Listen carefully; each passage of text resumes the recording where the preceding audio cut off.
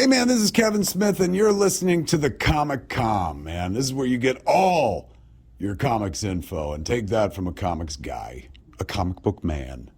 Yo, everybody, welcome back. The Comic-Con Podcast, episode 49, first episode in December. We're recording Wednesday the 6th, and you're listening to this December 8th at the earliest, which also will be my birthday if you're listening to that on the 8th. But yeah, it's just the OG crew, myself and Nemesis Prime here, ready to talk some comics and get into it. What's up, dude? What's going on over there? So isn't the 8th, or is it today that we're recording the final episode of Squid Games? The challenge comes out. Oh, that's tonight, dude. So that's tonight. So I got Justin. It's funny because Justin's never even watched the original Squid Game, which is pretty awesome, dude. Like, you really should watch it. Now I'll go back and watch it. It's good. And then so the Squid Game reality competition came out, and I saw it on Netflix, and I remember being like, ugh, I bet this is super cheesy, because I had watched some other reality show that was like the Harry Potter. It was like Hogwarts, like competition or some garbage like that. It was unwatchable. Like, it was so horrendous. So this came out on Netflix, and I was like, what is this? Like, initially I was like, this is not probably going to be good, because if no one's dying and no one's actually getting murdered, then I don't really want to watch this. But I did. I watched it and surprisingly loved it. Like, yes or no, dude? Like, they give it like a sense of gravitas, like in the show. Like, it's taken very seriously. Yeah. Everyone, all the characters or all the players, they all have a reason to be there, and they're all, some people are all for certain things, like groups. And it's the same thing like any kind of reality survival reality show. But I gotta say, like, if it was between you and me, I take you to the end, and then I take you out. Oh, I would imagine. I mean, I'd do the same thing. We go final two, and then you duke it out, dude. That's just all there is to it. So, but speaking of that, I also think we should do a comic book community Squid Games. Ooh, we should do it at a con. We should do it. We have an announcement coming up. Maybe we can piece that together somehow. But the thing I like about the show is, like, well, one, when someone gets out, so they have this capsule like on a necklace, like attached to them, and it's basically like squid ink, maybe, I don't know. And when they get out, when they fail in the challenge, it like pops. It's almost like someone getting shot with a paintball is what it looks like. And it's just that's what happens in the real game, right? Well, like they get killed. They just get shot. Yeah, they get shot and get killed. Yeah. So I love in this game though, like when people get out, like they must have told them obviously going in, like, when you get out, like, flop over and act like you're dead. So do the best you can. You see the people do that, like, oh, they lay on the ground, they close their eyes like they've been killed. The other wild thing about the show is it is the highest prize of any reality show ever. It's like $4.56 million. Yeah, that's wild. So anyway, the last episode comes out tonight at 7:00 my time, Mountain Time, I think is what I saw. Good. At least now that since this will be done and all over recording, I'll have time to watch it tonight. Yeah, I'm pretty excited, dude. I'm never excited to watch anything on TV, like regular TV. Yeah. In a very long time, so this is actually perfect. So Squid Game reality competition, get into it, because if you don't, we're gonna take you out in the Squid Game live. So. Holy cow. Anyway, let's get into the comic community. We got some questions, I know, over from our Comic-Con Podcast Instagram. If you aren't following it and you're listening to the podcast, you should follow the Instagram. If you have Instagram, follow the account, because we occasionally every week put up questions, and you can ask us questions and topics and stuff we want to talk about. So, Justin, we got a couple this week, right? Yeah. So let's start off with obviously there's a big week of trailer drops for a ton of things, and this one's actually a DC question. So this one's coming from our boy Mike the Beast Benson. He goes, with the 3-part Crisis on Infinite Earths and Watchmen animated installments coming from DC, do you think it's crazy to think that we could see an animated adaptation of Doomsday Clock? That'd be cool. Get into the button as well. Yeah. So I'm definitely excited for the Crisis on Infinite Earths, because I saw the trailer earlier this week, and they bring in all the different characters from DC, and it's going to be very exciting to see like a 3-part series, because really we haven't had anything other than, I think it was like Superman Doomsday, and then Reign of the Superman was the only thing really like a 2-part movie where and Long Halloween was also a 2-parter for Batman, but like having 3 parts for Justice League, obviously this is a huge event across the multiverse. You see multiple Supermen in there. You see old and newer characters, Justice Society, more modern characters. There's heroes, there's villains. It's just like Secret Wars. Do I think Doomsday Clock is a good idea? Probably not. I'm sure Right. there's It's a little too better. obscure, right? It's too new, and it's not as, I don't think it's like critically acclaimed as much as Crisis on Infinite Earths and Watchmen is. Yeah.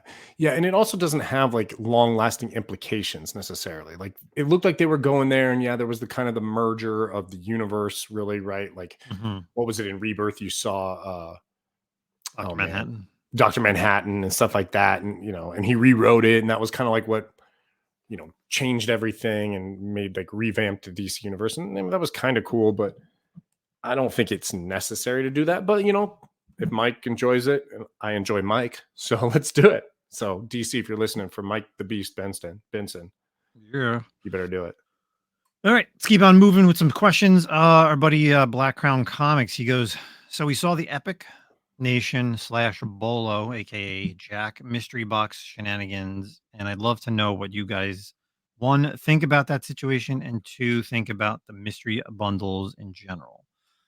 Let's hear it. All right, so you don't really know too much about this. Yeah. So Jack had a whatnot sale. I think it was over the holiday weekend of Thanksgiving.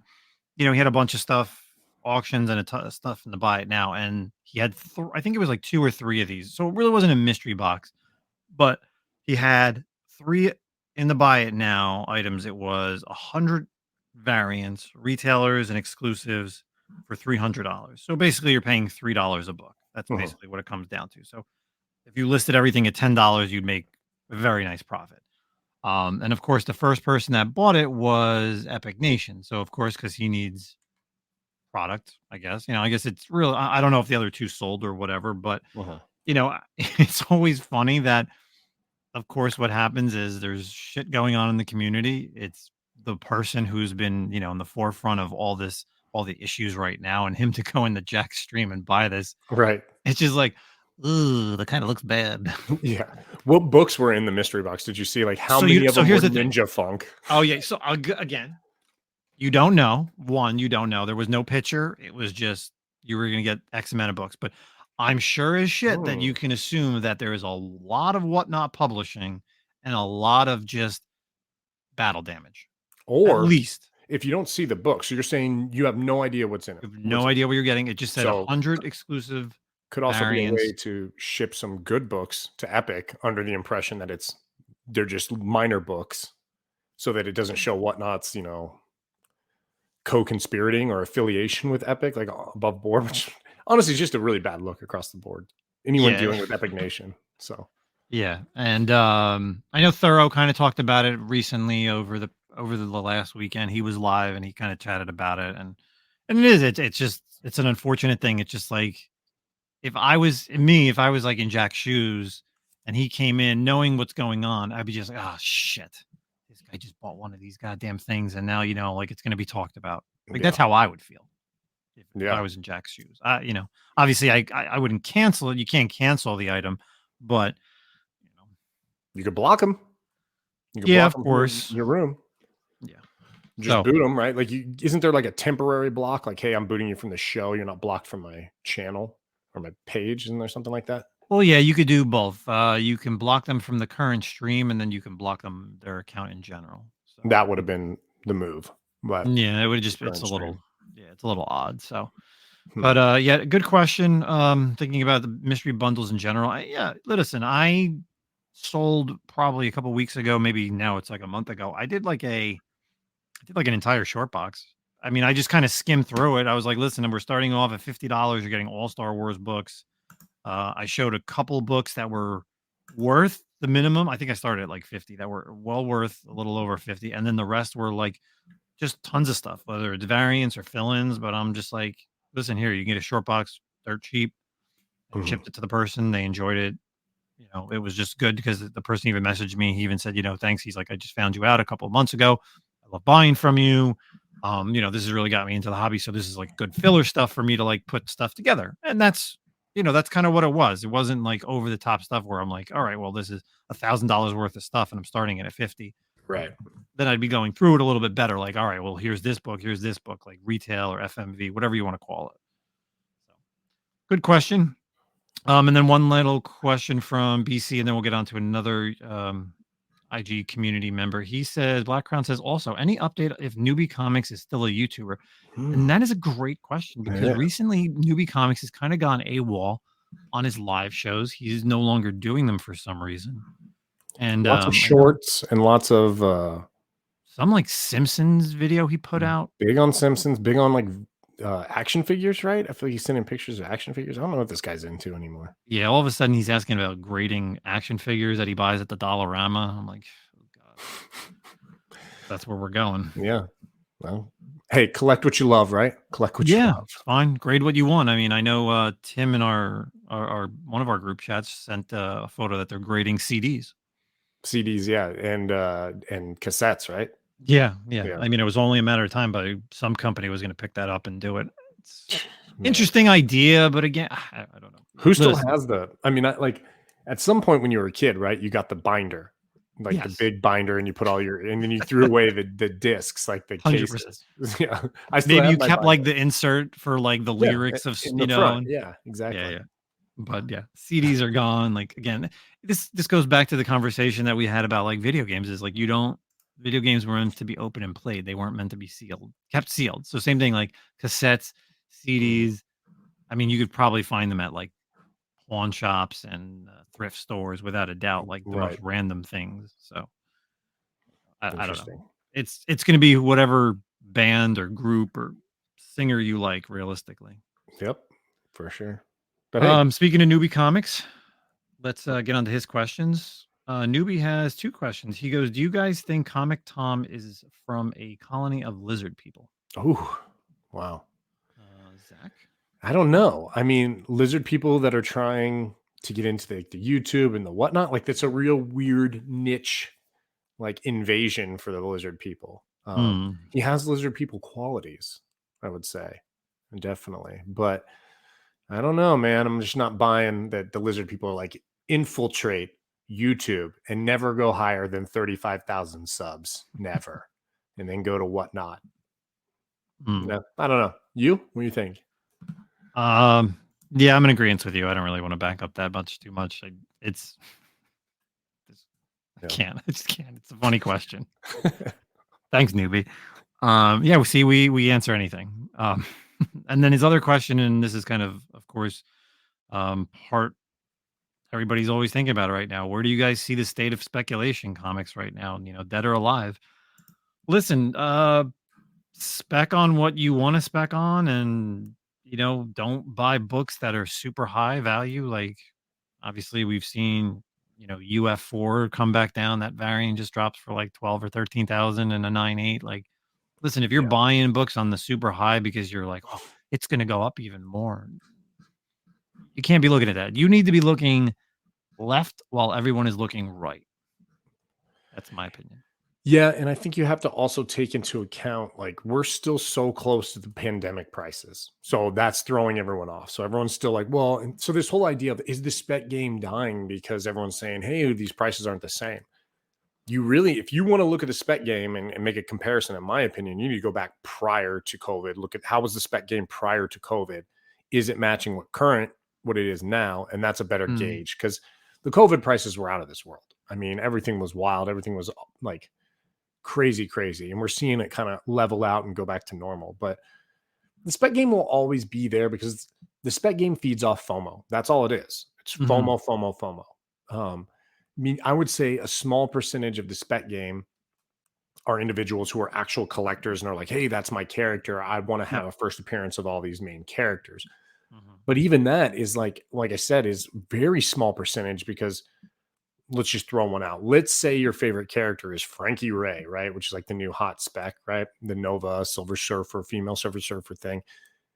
Even, Silver Surfer, my opinion is you would have already had that. Like, why wouldn't you have hunted for that book when it was less than $1 at some point if that was your character? So now it's a FOMO thing right now, and you better be, like Justin said, you better be looking left while they're looking right. I also say you better have bought that book months before it popped, because you've got a miniature window to hit it, because you want to hit the FOMO. That's the key to spec, is dropping your stuff on FOMO, in my opinion. Yeah, you just can't be. I think the best thing to do is just be buying books that people aren't thinking about, right? Mhm. Like number ones, first appearances of characters that are like dirt that you can find like dirt cheap. That listen, if you have the space just to put somewhere and Yeah. stack away for a while, like sure. Hey, I got like 10 copies of Green Lantern 20 from the Jeff Johns run. Like I'm holding those. That Jessica Cruz book will come at some point, Mhm. or especially in this climate that we're in, like this, with all the different characters that they introduce or they want to bring out, like the who's that Green Lantern that they dressed in Far Sector. Remember that chick? Yeah, yeah. Yeah, the little girl. Sojin, some Yeah. black silver surfer chick. Mhm. Like I'm holding a ton of those just for some rainy day. Like God forbid she makes an appearance for something, right? Yeah. Okay, so All you guys who are holding Uncanny X-Men Volume 3 number ones for the first appearance of Gold Balls, yeah, keep holding them, dude, because Gold Balls might show up one day. it'll be a different name, but Egg. His new name's Egg. His oh, new okay. name in X-Men is Egg, but I don't care, dude. You'll always be Gold Balls to me. You'll always be Gold Balls. Speaking of X-Men, I know we didn't really touch on this topic because I didn't read it last week. I don't really read X-Men, but you talked about the X-Men origins last week. Yeah. Um The the Mystique thing. Mystique. Yeah. Obviously because now a lot has come out. What's your thoughts on it? Like, do you think that what they originally did and had Kurt's parents that was already Mhm. told like an origin, and then they're like, oh well, no, this is the definitive origin because this is what was Right. supposed to be in place in like the 80s or whatever with Mystique and her girlfriend.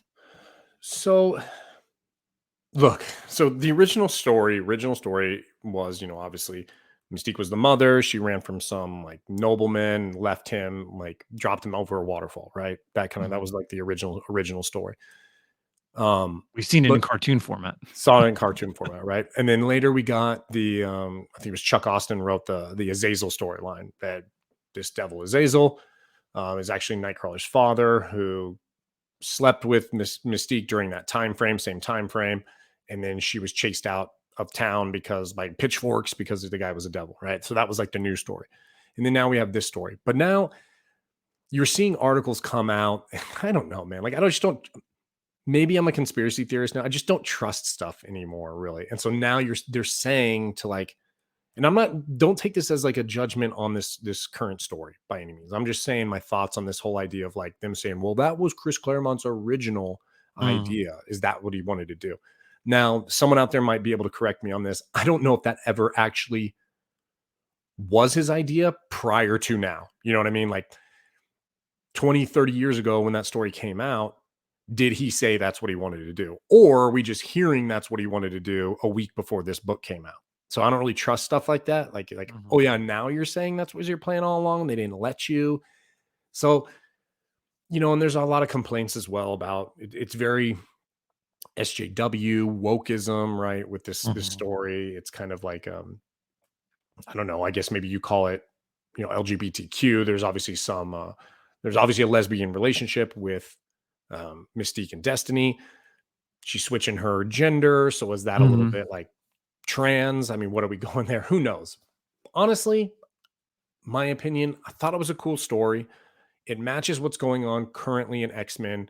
Mystique's motivations have they've retconned her character a lot. I say it's a light retcon. They've really changed her character and her focus to be solely on Destiny, her and her relationship with Destiny. And I Mhm. thought that's been pretty interesting as a character development. We haven't got anything really new with Mystique in a long time. Destiny's been dead for a really long time prior to like the Fall of X stuff, or I mean, House of X stuff. So it's cool story, and I like how they go back. And I don't see it as like a trans story to me. I mean, Mhm. you get like who was it who's talking about it? Was it is it Forge or a narrator? I can't remember in the comic off the top of my head, but someone's talking about how Mystique is almost could be considered an Omega level mutant because they don't really have they don't know what she's capable of doing and what she's not capable of doing. They've seen her like pull weapons out of her body. It's not just shape shifting. Like that's just the most basic aspect of her power. She actually can like change her genome, which does make sense in previous stories where she turns into, Senator Kelly, and it's not Mhm. just his appearance, it's his voice, it's his mannerisms, stuff like that. So is it a far stretch to say that she can change, her chromosomes? I don't know. Probably not. They're mutants, bro. It's comics. Who says she Mm, can't? yeah. So I thought it was pretty cool. Like, I'm happy with it. I don't really care. Azazel kind of sucked anyway, dude. They haven't done shit with him. So um I'm okay with it.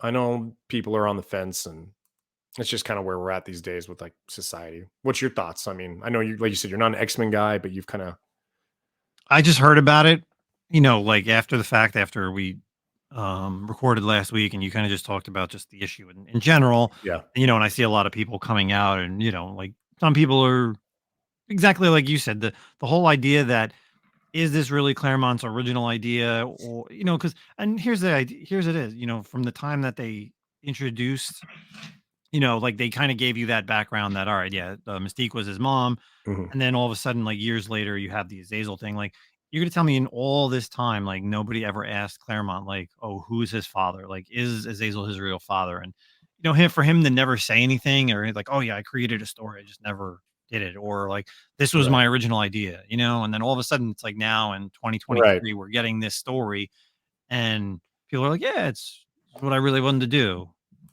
Did Yeah, you? it's kind of suspect, right? But it's also like there are other big thing people are saying, and like the defense. So you got your right and your left, right? That's how everything is. You got the far right and your far left, and like barely anyone's in the middle anymore. No one's Mm. rational except you and me. That's it. We're the only rational human beings. And the far right's over here like, oh, wokeism, blah blah blah, and the far left is being kind of like saying moderately like real comments, but in like a dumb way, like in my opinion. Look, the X-Men have always been a little counterculture. They've always kind of been this social justice character in Marvel, really, like the whole brand. It's always been, Oh, 100%. hunted and feared, right? Yep. Like the obviously everyone talks about the Xavier Magneto, the Malcolm X, and like correlation there, Martin Luther King correlations. Um, it's always been like that. And X-Men, we've always said, I've always said it, and a bunch of people have always said it. I'm not like unique in saying this. They do women better than anyone in Marvel Comics, probably in comics in general. The best female characters in comics, Mhm. arguably outside of like, Catwoman and like people like that, are X-Men women. So is it a surprise for me to see them tackle a story like this? No, I actually enjoy this story. Makes sense. And it's a cool way to, if you want to let's say if their goal is to go, you know, social issues, way better than like stupid bullshit like, hey, all of a sudden Betsy Braddock and Rachel Summers are lesbians. Like that shit doesn't make any sense, dude. Like it's so dumb. Like Yeah. it's such a bullshit. Like that writer is just like, oh, I gotta put a lesbian in here because I might be a lesbian. Like, I don't know. It's Mm. like, dude, you have history of these characters and all this. Even Iceman being a homosexual ruffled my feathers when it Yeah, happened. that would really I remember reading that, like the whole all new X-Men, like the Bendis stuff. And Yeah. that was when I got back into comic. Well, like I was, back into comics with like the DC New 52, and reading, just prior to Avengers versus X-Men, like that storyline. And then when Mhm. that spun out like to the Uncanny Avengers, and with like Magneto and his team, and then the all new X-Men with the time Time placement displaced. X-Men, Yeah. yeah, the time displacement X-Men. And I'm like, these were good. Like, this was such a good run. And then all of a sudden they're like, yeah, he's gay. And I'm like, Yeah. was he this whole time? Like, come And on. it's not like I have an issue with a gay character. Like North Star's always been gay, Oh right? yeah. Like Mhm. great character. But you've taken like the original X-Men, one of the original X-Men, and now you're going back and people are like, well, yeah, man, that's why he had failed relationships throughout all this. Dude, he's had failed relationships. He's a fucking superhero, bro. Yeah, everybody does. Peter Parker isn't a homosexual because he can't make it work with Mary Jane, and Black Cat. Like, doesn't make him a homosexual. Um, I just don't like stuff like that. Like the retcons, make a new character, Yeah. make a new gay character. I don't care. Make them cool. Um, yeah. So, but I mean, going back to the original, I enjoyed the story. I thought it was a cool issue. I liked the way it was written. It was a focus on two characters. It was very, very like origin story that we hadn't gotten in a while, like a good origin story on two like pivotal characters, three counting Destiny. So Mhm. Cool. I liked it.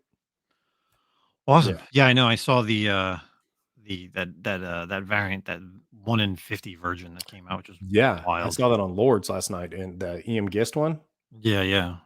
and He's damn, been crushing it on those versions. that has He like did a the very like 70s vibe to it, like the colors of it, and like Mhm. Yep. that's kind of the vibe I got when I saw it for the first time. It's a really cool cover. Yeah. Yeah, Good runner up on cover price. yeah. All right. So appreciate the questions, everybody. Zach. Yeah, so we're gonna get into some articles. Oh, no, sorry. We're gonna get into our news. We'll start with our news, and we'll come back to the articles. And if we have time, we're gonna do some trailer talk. So, um, Justin, lead us off with the news. The news. Oh, you're gonna let me take it? Yeah, because you have more of the details. So I'll be a hype man. I'm behind the scenes and kind of like Your money guy? Is that what it I'm is? just a money guy, man. All right. So huge news. Huge news for the Huge. Comic-Con podcast. So we are still going in 2024. Still You're not existing. still existing. Was gonna be Still, canceled for our homosexual comments yeah, I this know. time. Same bad time, same bad channels.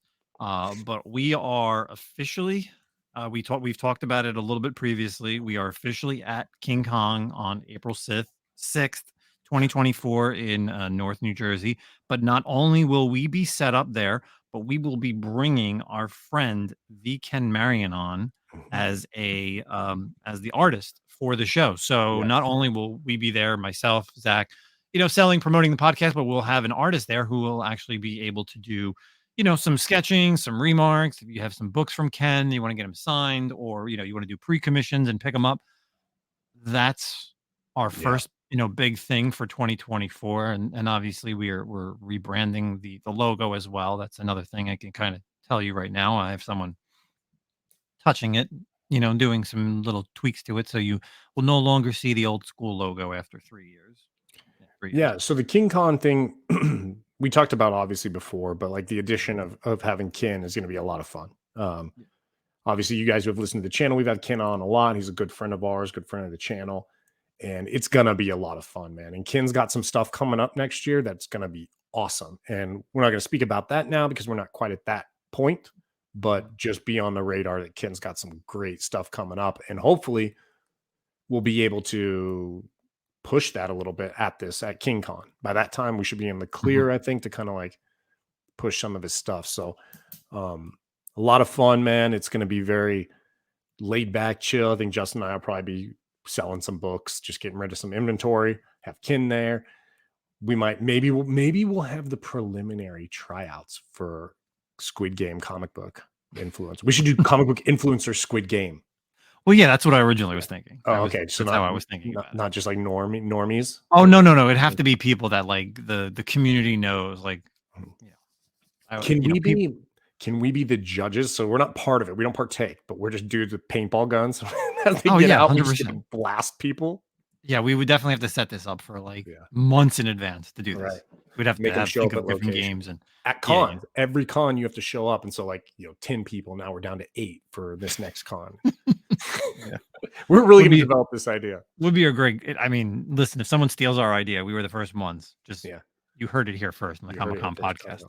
But the bigger news, the bigger news is we actually, King Kong is a one-day show. I've been to it several years now. I set up this past year with my buddy. He was mostly selling. I was selling some stuff, and also for the podcast.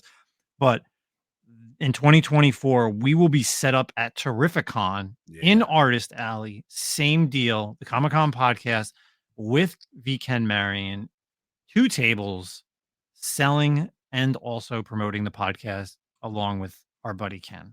Yeah. So that's gonna be this is kind of like a huge thing for us. We've been, Zach and I have, blood, sweat, and tears over the past couple of years on this. We have a lot of fun with the community. We're like, we figuring out like what's a good show to do, what's a reasonably priced show to do, what's the best way to do it. And then we're like, we could do a table, right? Mm-hmm. That's simple. But you know what? We want to bring someone on board who we like, who, has been here on the podcast a while. And you know what? Again, it's something a little bit more extra for everybody. Yeah.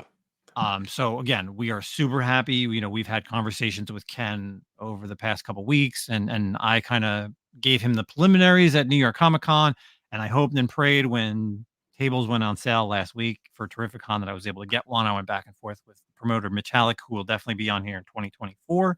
But we will be set up all 3 days at Terrificon in August of next year at Mohegan Sun. So super excited about that. Yeah. The biggest thing, and we would absolutely love to do a variant exclusive for the Comic-Con podcast, like another, something. And of course we would do it with Ken. We just have to figure out like what book is going to be coming out around that time that we could probably, try to nail down. So hopefully by that point we'll have an exclusive Terrificon variant from, I don't know what publisher, but we'll try to do it. Yeah, really excited about this. I mean, obviously, if you listen to the channel, we've talked ad nauseum about how cool Terrificon is. And once again, this is like, we're not setting up a booth to make money. We're not setting up a booth to do anything other than have fun and like promote the podcast. So, and to have our friend at both KingCon and Terrificon present to do that is awesome. I mean, I'm really looking forward to this, especially with Terrificon being the way Terrificon is. So yeah, I mean, everyone who's going to be going to Terrificon, make sure you stop by our table. We'll be doing some fun stuff. I'm going to come up with some really good ideas. I got some preliminary fun ideas, like a spin wheel for some free shit, probably giving out slabs and stuff. Dude, like I have so much stuff I just need to get rid of, and I don't even care. Like, oh yeah. We're definitely going to be doing a lot of stuff. Of course, merchandise will be there for free, for sale, books. We definitely will be trying to do some interviews right at the table as well. So, be sure to, continue to follow us. And you talked, didn't you kind of talk to Mitch as well about Torin, possibly, which would be a lot of fun? I did shoot him the message on Facebook, on the Terrificon Facebook page. I said, you need to listen to this episode and get her over to Connecticut next year. So we'll see what happens. Obviously, super early on, and we don't know where placement is. So, obviously somewhere back in the artist alley, we won't have like a booth like our buddy, like Very Gary or like Erod or any of those guys. Like we're literally going to be in the artist alley area. So it's going to be a lot of fun. Super excited about this. Big news for us just because we love it so much and we're excited. But so yeah, if you're on the fence about Terrificon, this is the year to go. This is the year. So cool. Well, let's get into some articles. First one, we'll talk some comics here. Kind of cool article found over at bleedingcool.com. So Mark Millar pulls Netflix Millar World comics from Image to Dark Horse.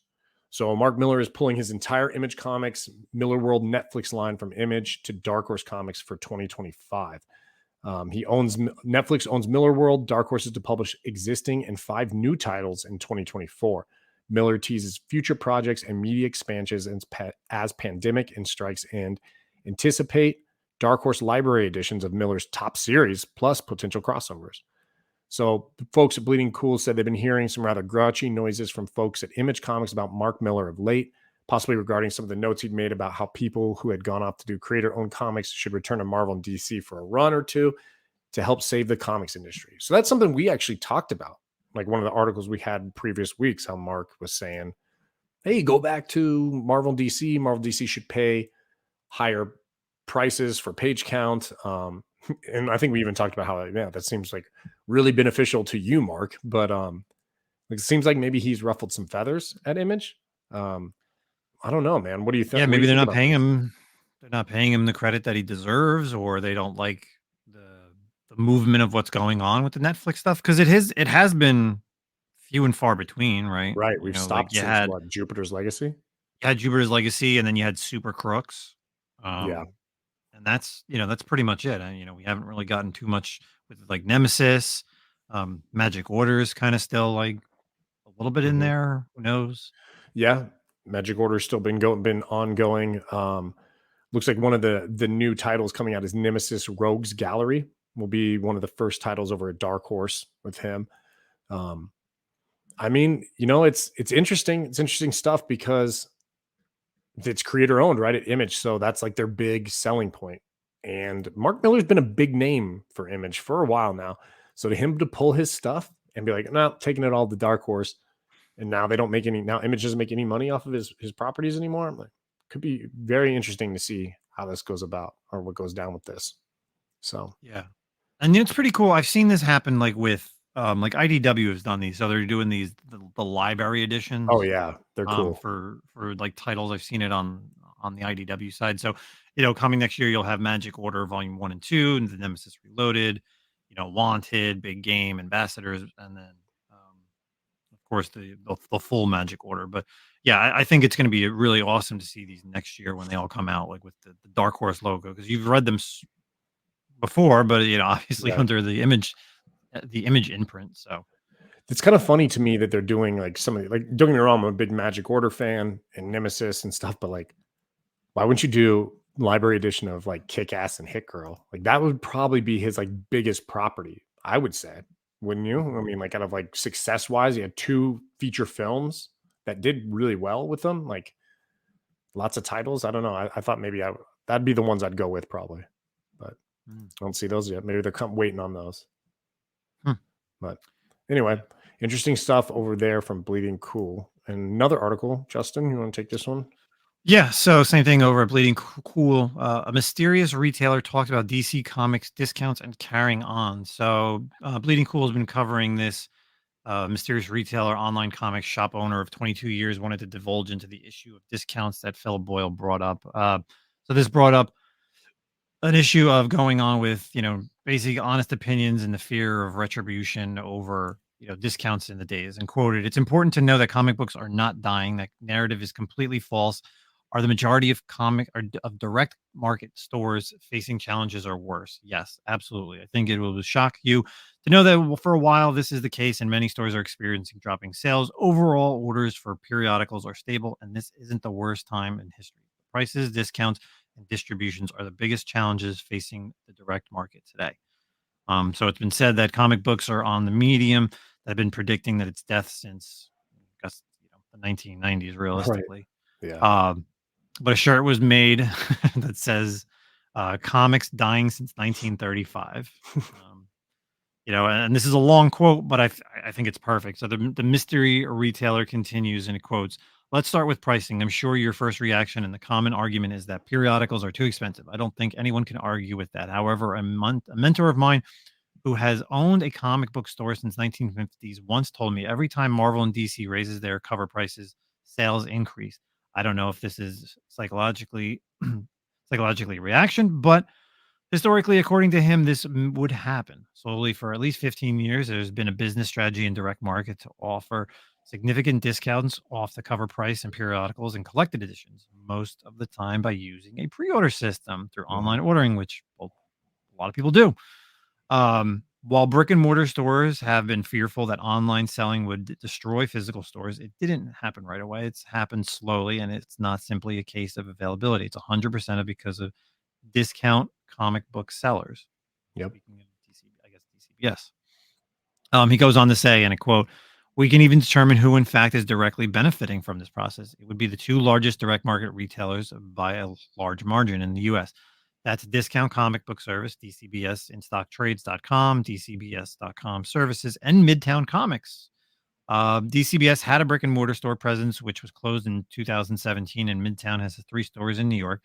These 2 companies alone command and dominate the direct market. These sustain the direct market by themselves, and that's why overall orders aren't down, but redistributed to these 2 multi-million-dollar retailers who use their tactics of deep discounting periodicals and collected editions not only to increase sales, but also attract brick and mortar direct stores customers who feel cover prices are too high. DCBS offers 40% off DC Comics and 36% off Marvel periodicals and collected editions. The publishers know this practice is taking place, but like in all businesses, your top customers will always get some kind of favoritism. Publishers directly benefit from these 2 entities dominating orders. Retailers are not obvious to it."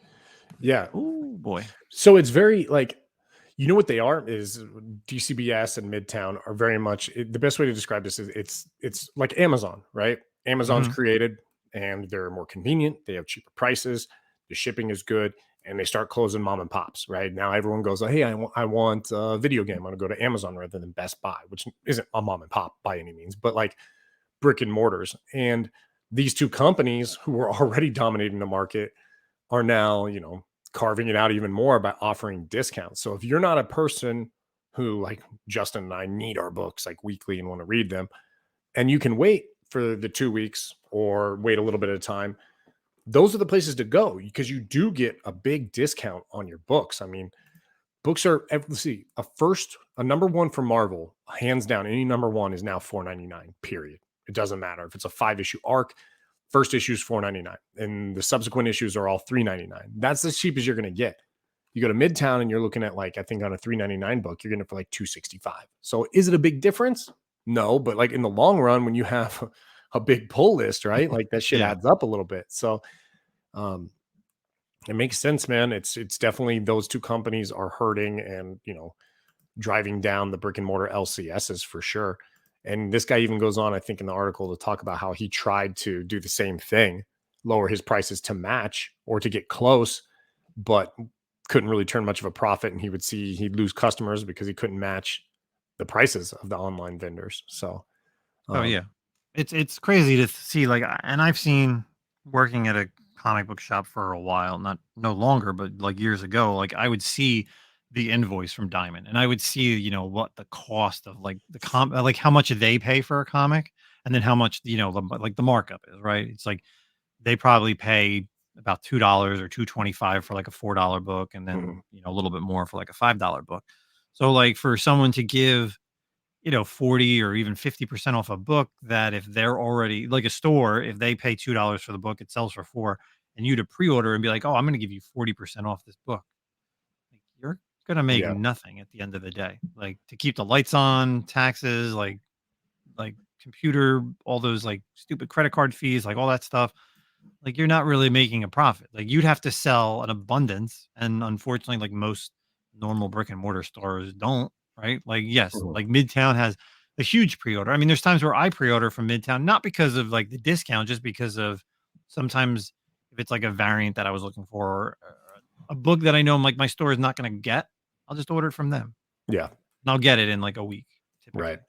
And I don't really ever have an issue. DCBS, I guess you got to do the same thing. Like, they have everything. It's like Zach said, it's almost like Amazon. Like, they have tons of trades. Like, and you go to a shop, trade is like $19.99. You go on Amazon or like these websites, it's like $12.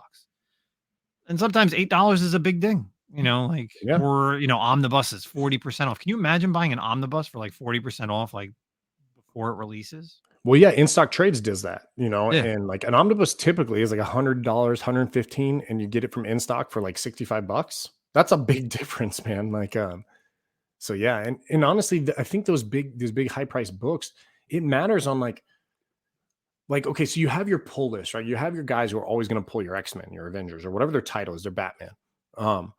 But then a new title comes out, right? And there's something like, oh, hey, man, I might get that. I'd like to, oh, that looks kind of interesting. But then you look at the price tag and it's $8.99 or it's even $4.99. Like, nah, I already got a big order this week with the stuff that I usually read. I'm going to turn away from that. So, yeah, the prices do matter. I mean, stuff adds up, and it's not like the economy's booming, right? So, But if you were I don't getting a know. discount, and let's just call it like 10 books, after, like if 10 books after a discount was like, I don't know, let's call it $8. Hey, you just saved $8. Now that $5 book that you thought about buying is basically free. So now like you pick that book up. So, in reality, you don't have that price where, let's just call it 10 books at $5, that's $50. And that other book, you're just like, I really can't do another $5. And it's like, you're like, dude, you really can't do another $5. Some people just can't. But if you're Yeah, getting a discount and now you're dropping that down to like $40, you're like, you know what? I'll pick up that other book for $5, and because then even that book would be discounted. right. Yeah. We'll see, man. Everything comes in waves, right? We'll see what'll happen. It'd be really sad to see, obviously, LCSs go the wayside because what's more fun than going to an LCS and then Yeah, where are you going to go diving and where are you going to go hunting? So, I mean, they'll still be around. There's shops out there like Jeff's shop that survives without doing new books. So, yeah. um, People want old books. yeah, I want old books. That's typically why I go to shops. Like, if I go hunting on the weekends or Friday after work, I'm not going to buy new books. I completely blow through. I blow past the new section. I go right to the back issues. yeah. So cool. So those are our articles this week. We're doing on time. We're doing pretty good. Do we want to get into some of the trailers before we round out the episode? Yeah, we can talk about comics too. Can talk about what we're reading. Yeah. Oh, I mean, I figured we'd do that at the end, but let's do it. You want to talk? Let's talk that. Let's talk comics. Better than trailers. What do you got? What did you read this week? So a couple things, and I'm sure you definitely read some of them, so I can't wait to hear. I'm not going to pick one title, but we'll Okay. see if you pick it. I don't have much, so I'm good with let's just discuss a couple okay. titles. Yeah. All right.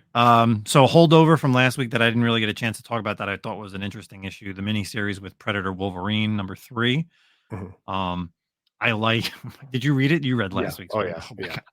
The whole Predator going into like the Weapon X facility Mhm. and like destroying Wolverine, and he just has like his skull face, and he brings him back onto his ship, and then he does this like berserker rage. Yeah. It's crazy. It's just like a violent book, and it's the way that you wanted the book. Like I'm a It's big fun. yeah, I'm a huge Predator fan, so I absolutely love this series, and it is the way you want it to be.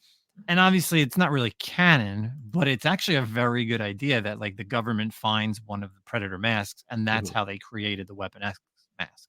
Yeah. Like, and I thought that was a really cool like little nod. You're like, oh my god, I never thought about that. Could be a way to like Yep. introduce like because you think about it, like To be why does honest, who says it's Wolverine? not canon? Yeah, I get you. Yeah, because I mean, the They own the Predator and property Alien now. series are Yeah. part of, the whole 20th Century Fox was bought. Mhm. So like, I mean, it's really like never come up. Like, why does he have this whole face mask? Obviously for the government to see what he's doing, but like, where did the concept come up with? Oh Right. well, maybe the Predator mask that has the same technology, like Mhm. applications is the same thing. So I was like, oh, that's pretty fucking cool. So Yeah. cool I'm holdover from last week. Benjamin Percy rocks right now. I'm loving everything he does. It's a really cool run. Really fun run. Yeah. I definitely like that from last week that I missed. This week, I'm going to keep it Christmas. So the really cool. So this is going to be a 4-issue miniseries. I think it's weekly. I'm pretty sure it's weekly because it's in December. It's Batman, Santa Claus, Silent Night, Mhm. #1. So you have Batman and Robin. Basically, they arrive on scene to some murder, and people all think it's Kurt Langstrom because it looks like you see them and you think it's bats. A magic user appears, and I didn't think about it, and it's Zatanna, and I was like, oh, I'm so happy she's in there.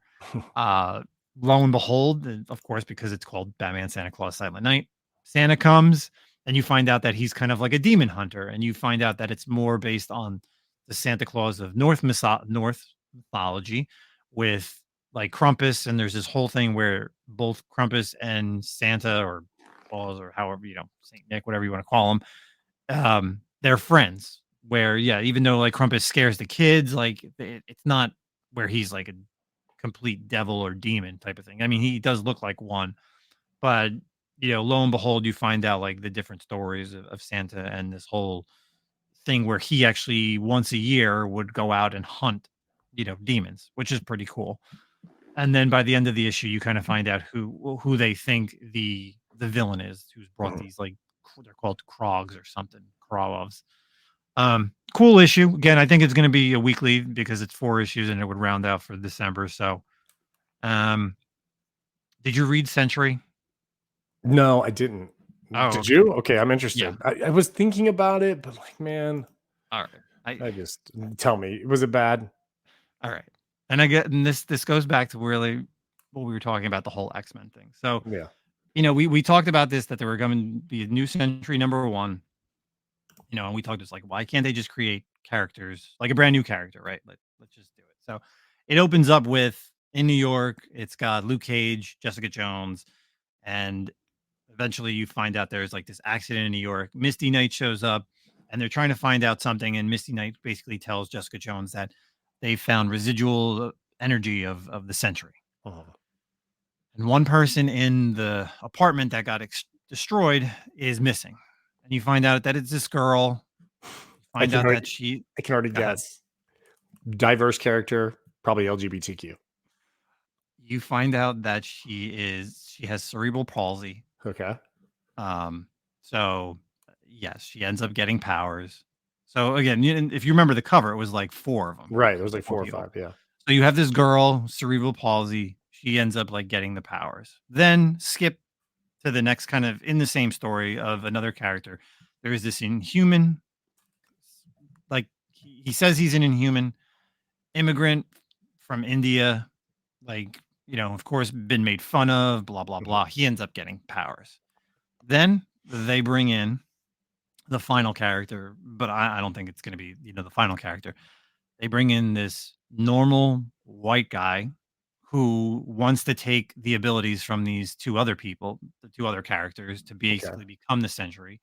And just like the way it comes across is it just like it really and I hate that again, this is us because we're two white males. It's just the way it comes across and it's written, like he's really against like this guy and he's like, "Oh, I want to take the abilities from you." He's like, "You don't deserve it because of someone like you." And then the Indian guy's like, "Oh, what do you mean someone like me?" It's just like, Yawn. yeah, it's Yeah, just like it's so stupid, dude. it's like Actually, you know what? I do like stories where like I think it's a cool. I don't know if you call this a trope, but kind of a trope. I always do think it's cool when you have like someone with a disability receive powers, right? Like Freddy from Shazam family, mhm. or who are some other like people who were in wheelchairs who ended up getting powers and stuff like that. That's always kind of cool to me because that's like something that's like, wow, okay, like that's a major life change, right? So Yeah. someone with like cerebral palsy getting that's pretty cool. That's a pretty cool idea. It's the thing is like I like the idea. I just don't like again, it's like The execution of it. Yeah. yeah, it's like The this villainization of the white male, right? yeah, like Like, and then it oh being Sentry, like I would have liked to see like a different take or a different character, you know, yeah. come across. Yeah, I can't think of another character who was like that too, who had a disability. I mean, I know there's like the spider character who was also in the movie. What's her name? Spider Bite, right? No, not Spider Bite. Sun Spider or something like that. I think her name was. She was in one of the Spider Verses There was introduced. Silhouette from the New Warriors as well. Yeah, that one. Yes, that as Um, well. It just like come out with, and that's fine. Like come out with new characters. Like just don't use like old characters. And again, we always talk about this, it's a but like a 5-issue miniseries, right? Like it's I not. think so. Yeah, Yeah. it's just gonna be, and I'm sure by the end of it, the original Sentry is gonna come back and take the powers away from everybody. That's Right. my guess. Or if they end up, I mean, it kind of looks like the girl with cerebral palsy could end up being the Sentry, but I don't know. Hmm. We'll see what happens. But pick of Yeah. the week, Thunderbolts #1. Oh, I didn't You read read that it? either. Oh, okay. Thunderbolts #1 sets up literally the front page is kind of like Bucky Winter Soldier Yeah. wants to kill Red Skull. So this is literally just putting the movie in place. Bucky goes to look for what's her name? White Widow. Fontaine. What's Oh, her name? Vanessa. Yeah. Vanessa. Yeah, like I can't say Contessa her. or Contessa. Sorry, Contessa not D. Vanessa. Yeah. Fontaine, whatever the fuck her name is. Um, to go hunt down the Red Skull. They end up in wherever he's at in his castle. Who shows up to help them? Sharon Carter. Um, they go in, they get into the castle. Who shows up after that? You got Red Guardian. Like Mhm. it's giving you all the characters that are going to be in the upcoming movie, Yeah. right? So it's setting you up for this. That's cool. I mean, It's whatever. yeah. Let me tell you, and see, it's still like the MCU fucked Red Skull like Yeah, such a great royally. villain. Yeah. Yeah, like even in this first issue, like I haven't read Skull in a while, but like I remember when I was a kid, like I read '90s, like Mhm. Captain America and '80s, and like Red Skull was such a cool character. And even in this first issue, like he's just obviously they get to this castle, it's not him, it's somebody else. Spoiler alert, sorry. Uh, but just like when he says like that he's coming and like he's the end, the quote unquote the end. Like he has like this everlasting, kind of like Thanos. And it Yeah. is true. Like he's just like a normal guy and he's done so much. Like, come on. Like Yeah. MCU, you really screwed up the Red Skull. I mean, I get it, it's the whole Nazi thing, but man, But, like what more perfect? Like if there's one agreed upon villain in like the world, it's Nazis, right? Like there's no normalizing Nazis. If we normalize that, then hell, we're over. But um yeah, dude, I don't know. That's it was Mark cool. MCU and I villains. yeah, it was very, I liked the issue. I think action was great in it. The art was Mhm. great in it. It just, yeah, man, like the last like page of just Red Skull and like he kind of looks like it, if I vaguely remember because I don't have the issue in front of me. He's like it's almost like he's in a bunker with like all this gold and like this just a computer and just the way he's talking and he's just like I've done so much stuff over all these years and like I have Yeah, still so much to do. So that's yeah, cool. That's my pick of the week was Thunderbolts #1. So, Um, what about you? I mean, I had a couple like it was a light week to be honest for me. I really like the Batman 140 Yeah. issue. I'm hoping to see more next week. I don't know if this is the end of the little Mad Bomb. I think was it called Mad Bomb? The storyline with the Yes. Joker. Yeah, it's like 1 or 2 more issues, I think. Yeah, so 41, it's really 140. cool. Definitely check that out. I don't want to give any spoilers with it. It was cool. Even the side story with Vandal Savage is cool. It seems like he's linking up with a pretty notorious crew in the Gotham Elite, which I think will be pretty sweet. A couple of the issues, man. So, like a downside, I guess, to getting my books early. I didn't see it until, and it's not a big deal, but I didn't see it till today. But Charles Soule posted on his Instagram, today being Wednesday. Charles Soule posted on his Instagram, do not read Star Wars issue 41 because Yeah. there was like a mess up. And even when I was reading it, I was like, what the hell, dude? They printed it before. You're supposed to wait to read Dark Droids 5 before you read Star Wars 41. Obviously, there was Marvel printed it too early in terms of chronological reading order. So if you're hearing this and you haven't read it, put it aside. Wait to get Dark Droids 5, which I believe comes out next week, or maybe actually, I It's feel like like it 2 or might be 3 weeks. 2 weeks. Yeah. Yeah, So it's put a weird 41 time. aside. Yeah. Do that. And then, but it was a decent issue. The new X-Men issue 29 was really cool. They got introduced to some new characters, some mutants that apparently live in Latveria, and Doom has been kind of like teaching and keeping as his own, and like there's some good implications with those characters in the future with what might occur with them. But all the X-Men stuff right now I've really enjoyed. I'm liking the Fall of X stuff that's going down, and I think I mentioned it last week, but I'm still reading a bunch of these X-Men Unlimited little Infinity digital comics. I'm reading a bunch of those, which there's a ton of them, and I'm like kind of burning through them, and they're awesome. So if you're an X-Men fan, try to find some place to read those. They're really cool. But yeah, light week, man. Trying to think if there's any independent books really that I still haven't got my DCBS order, obviously, for like some of this. Like, did you read? I think it was last week. Did you read the last Something Is Killing the Children? 35. 35. Yeah, I read. I talked about it. Yeah, I talked about 35 last week. Did you? How it finally, yeah, that it finally things actually finally move forward. Yeah, I haven't read that. I'm pretty sure I did. On I'm a almost hiatus for a bit, right? Huh? It's on a hiatus for a bit. Like, Yeah, I think this is no. like the story arc that's ending, and because then they're going back to the Books of Slaughter. Yeah, Book of Slaughter coming out next. And There's a couple other things. Yeah, there's a couple books that I didn't get a chance to read, like that book Nights that I spoke about about a month or two ago. I know issue 3 just came out. I need to catch up on that. Aaron Wood from Tony Edenwood. Daniels, Yeah, Eden I Wood read number that too. 2, Yeah. like that came out. I still have to read that. So yeah, there's a couple of indie books that are on my radar still to read.